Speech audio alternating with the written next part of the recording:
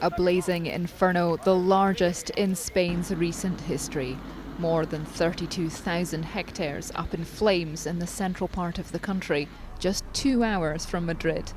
1,200 people have been evacuated from 34 villages, with no reports of any deaths nor injuries so far. The Spanish Prime Minister visited the ravaged area of Guadalajara today, calling for climate action.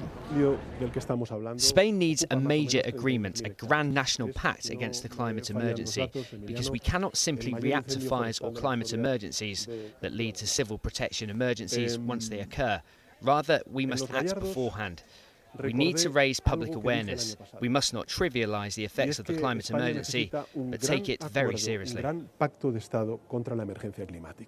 Spain has already suffered from 22 wildfires this year, with one of the deadliest a fortnight ago claiming 13 lives in southern Spain.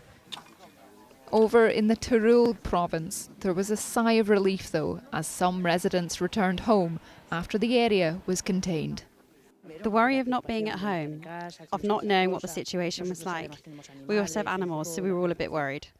Well, the truth is that this is a relief now, especially a mental relief, but it's all right. Yes, now a smile of joy at being back home. Nobody knows how hard this is. Today, as firefighters continue to battle the flames, aided by water-dumping aircraft, there are concerns that it could get worse before it gets better.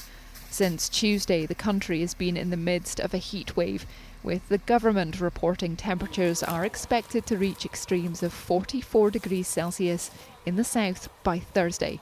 That, combined with limited rainfall and wind, could see the week-old wildfire burn for much longer before it's finally wrangled into submission.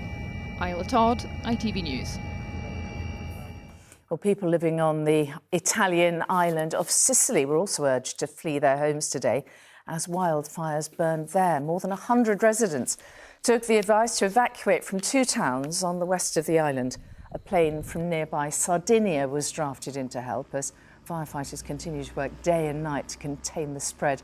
Temperatures there have been around 40 degrees for the last few days, and there's been massive evacuations in France as well. More than 400 people were forced to flee after a major wildfire broke out in Pontev in the south of the country yesterday.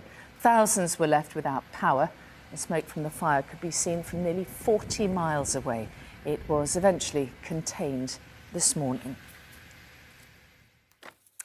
Well, not on the same scale, thank goodness. The UK has seen several wildfires here in recent weeks during this hot and dry conditions, I should say. Well, let's take a look at tonight's forecast. And Joe Blythe is at Bolton Abbey, near Skipton, on the edge of the Yorkshire Dales. So, Joe, how's it looking where you are?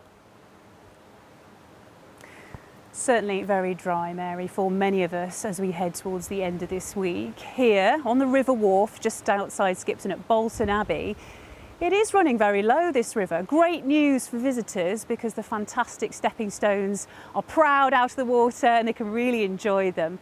It's lower than it would be, though, at this time of year, and there's no real rain in the forecast. A slightly fresher feel here in Yorkshire this afternoon, whereas elsewhere down in parts of London it's reached 28 degrees today.